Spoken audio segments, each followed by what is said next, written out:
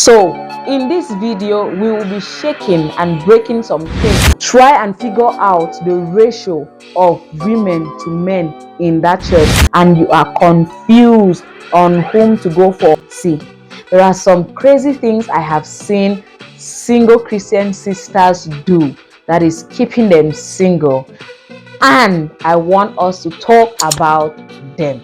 If you are a Christian sister, you are single, that is unmarried, then get a seat and watch, or wherever you're watching this video from, be it from your car, at home, in your toilet, in your bedroom, pay attention. I want you to evaluate yourself and see if you have been doing some of these crazy things too. Crazy thing number one: making every brother that approaches you feel carnal. Yes, I know some of us sisters are super spiritual, that when a brother summons the courage, comes and stands in front of you, and he is telling you how he feels about you, how he loves you, the next thing you're already looking at him. This brother that cannot pray for 5 hours, this brother that just comes to church one time in 1 week. You want a man that comes to church 7 days in a week, that can pray for 10 hours. Some of us are just too spiritual, and because of this, we make every other brother that comes our way seem like he's carnal. He's not up to our spiritual level. I'm not in any way saying you should settle for less, but strike a balance between what is more and what is less. Stop making every brother that comes your way feel like he's not man enough, feel like he does not add up to what you are, to your standards and things like that. Crazy thing number two that I have seen single Christian sisters that are ripe for marriage and want to get married do is leaving the church too early. Sister, you are looking for a husband before the man of God wants to share the grace. You have already left church, you are in your car, you are already in your house before we all would even finish sharing the grace. Learn how to stay back after church service and interact with people. Interact with people. That is how you get to know people. That is how you get to meet people in church. That is how you get to socialize with people. And it is only through socialization and things like this that topics like relationship, love, and stuff like that begin to come up. Stop being in a haste every time at the end of every church service. Take out your time. Know people in the church. Discuss with people. Chat with them. That is how people get married. It is not by running before they want to share. You're already in your house. Sister, they don't do it like that. Crazy thing number two: dressing scatteredly, not looking good. Yes. I understand the need to dress decent and look and be covered up, but sister, you see all of those very long skirts, those reverend sister dresses you wear, they are not doing you much good. I am not saying you should expose your body parts or anything like that. What I am simply saying is look sharp and be decent. Stop dressing like an old mother in the 90s or in the 80s and expecting to get a husband in the 21st or is it 22nd century. Men of today, even the ones you have in church, are attracted first by what they see before they start looking at character, before they start looking at any other thing. Look good, look beautiful. If you are not a makeup person, yes, always make sure your face is clean, your dresses are clean. Make sure you look neat. Do not come to church looking all scattered, smelling of this and that. That is why we have things like perfumes, we have roll-ons. They are all in the market for your usage, for your consumption. Buy these things and use. They are not as expensive as you think. Look good, look sharp and beautiful. Not even for any other person, but first of all for yourself. When you look beautiful, when you look sharp, there is a way it adds up to your self-confidence. Yes, you'll be very proud to walk with your head high. My dear, look good. Crazy thing Number 5, or is it the third that I see Christian sisters do, is insisting on getting married only from within their church congregation. Well, I want you to do this for me. The next time you go to church, right, take a look at the church congregation. Try and figure out the ratio of women to men in that church and tell me which is more. Of course, it is definitely women and very few men in church. So if you are insisting on getting married only in your church and there are very few men in that church, how do you intend to achieve that? That is equally like you trying to even limit what God can do. God might have a husband for you in another church, but you have restricted yourself to your church. What if your church is made up of the male population of older men or younger men, and the kind of man you really want to marry is not in that church at that time? You keep rejecting brothers from other churches because you want to marry in your church. No, sister, do not limit God. Do not limit what God can do. Take that off your mind. And what still, if your church is just a little community church, you are in a rural area, you're there killing yourself. If you don't marry a man in this church, you won't marry any other person. Come on, don't do it. You're limiting what God can do for you, and you're equally limiting potential husband suitors from getting to you.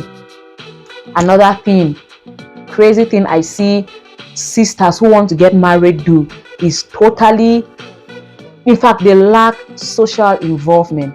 You don't go out, you don't hang out, you don't attend conferences, you don't go anywhere.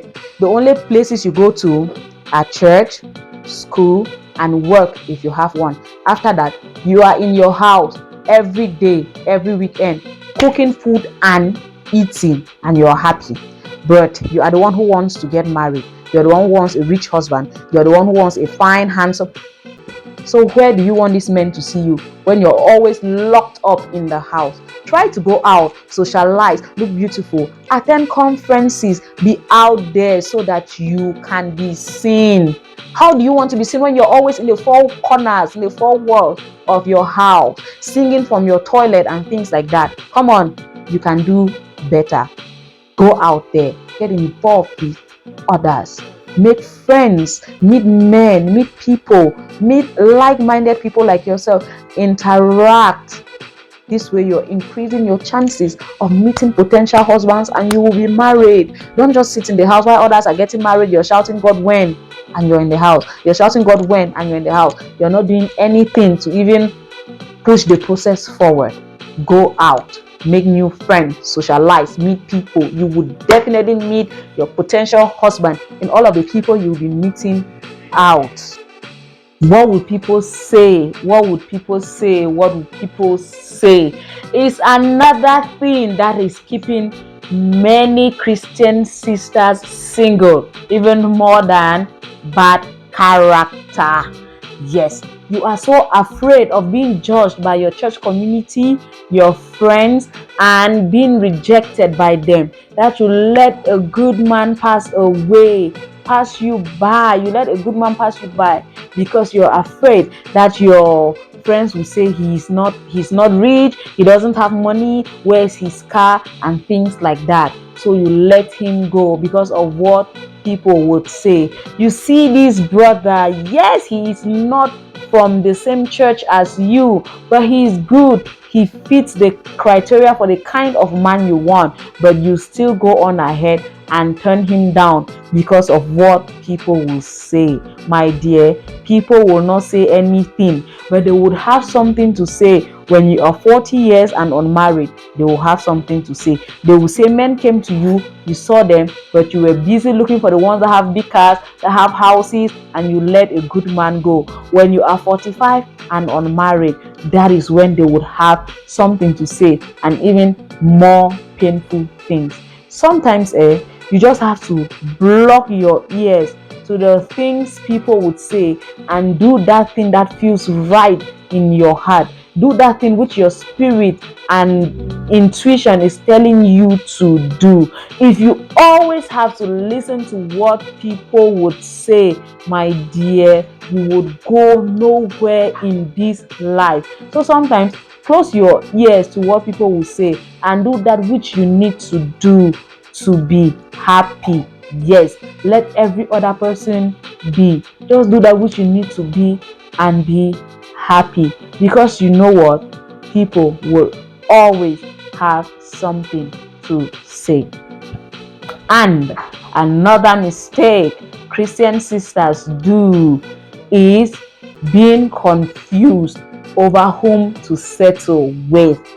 You all know that point in a woman's life where John comes, Peter comes, Michael comes, Paul comes, and they just keep coming. They keep asking for your hand in marriage. They keep asking you out for relationships and things like that. And you are confused on whom to go for. And in the end, you just sit with the confusion and you do not make a decision. That is it. That is one thing I have come across a lot of women, and they keep doing this thing, and I'm sure even as I am talking, a lot more are still doing it. Listen, when you get to that point in your life where you have a lot of suitors coming to you left, right, and center, and you are confused on what to do, rather than just sitting back and letting them chase you, get tired, and move on to more serious sisters, the best thing to do is go down on your knees to the Lord in prayers and ask for the spirit of discernment. God would help you make a better choice. Yes, God will help you make a better choice. You can equally consult with your parents, your spiritual parents, and they would guide you. That is why it is very important to seek counsel about things like this when situations like this come up. So do not be so confused when this time comes. There are people you could ask. You have your knees, you have your mouth. Put your knees down and talk to God, and definitely He will direct your path to someone. Then again, I have seen a lot of sisters do this, and some of them live to regret it. And what is that thing? Turning down a brother because he is poor, as in he is not financially stable at the moment. When it comes to marriage, when it comes to serious relationships, sometimes you do not accept someone looking at their present state. Yes, if a brother approaches you that he doesn't have all the money at the moment, he has no car, he doesn't have a fat bank account, what you have to do is sit down with this brother, talk to him, get to know his mind, understand where he is coming from and where he is going to. What am I saying? Focus more on the vision with which he is running rather than what he has at that particular time. There are brothers who started out with absolutely nothing, very little financial earnings, but 2 years, 3 years down the line, they have done so well for themselves and they are living much more comfortable. If the only reason for which you would turn down a brother is because he is poor, he does not have money, then I would advise that before taking that decision, you should look into it critically. Yes, there are some people that might not be rich at the moment, but they have something they are working towards. They have what we call vision. Yes, they have a vision they are running with that can make them millionaires or even billionaires in the next 2, 3, 4, or even 5 years. So sometimes you do not look at the suitors that come to you based on their present situation. Learn to look in the future. Well, my man of God will say such women, they are running behind men of ambition while throwing away the men of vision. Yes. So do not turn down a brother simply because at the moment he's not all rich. You should instead look for qualities such as loyalty, integrity, kindness in a potential partner, and not just the size of their pocket and their physical outlook and things like that.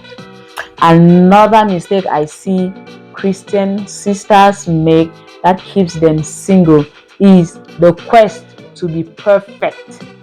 Yes, perfection is not attainable by human beings. Stop looking down on yourself and your abilities.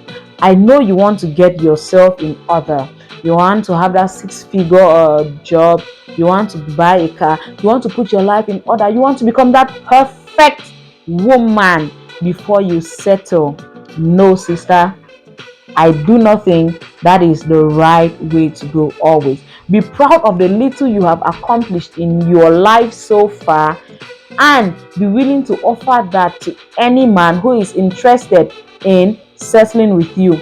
Sometimes you see that you chase this so-called perfection so much so that when you get to that point where you have had everything that you need, no man comes around seeking your hand in marriage to settle down with you. The ones that come around, they just come around to play with you, spend your money and things like that. Well, sometimes you see these things just in movies, but they really happen real life. So please, please, please, perfection is not attainable. Be comfortable with yourself the way you are and be willing. If everything is not working out well and there is a good man at the side, why not accept his marriage proposal? Then from there, you both can build up your life together and move it up from there. Remember, all is well that ends well. Yes, a tree today, some years back, was just a tiny fruit that was sown in the soil, and well, it sprung up years later to become a big giant tree. That is it for this video, and I know you have had value out of this. Please share this video to your friends, your social communities, other Christian sisters, so that we all can learn and grow together. And please, if you have any questions or any topics on which you would want us to create more content, kindly leave them for me in the comment section. I will get to them and I will grant every of your requests. And do not forget to subscribe to this channel, turn on the notification bell, and equally share this video to some of your friends to subscribe, so that together we can learn and grow together. And do not forget that with the right information, we all can do this relationship thing right. Be happy and live happily ever after. Until you see this face again, take care of yourself and stay in love with you. Don't forget to share.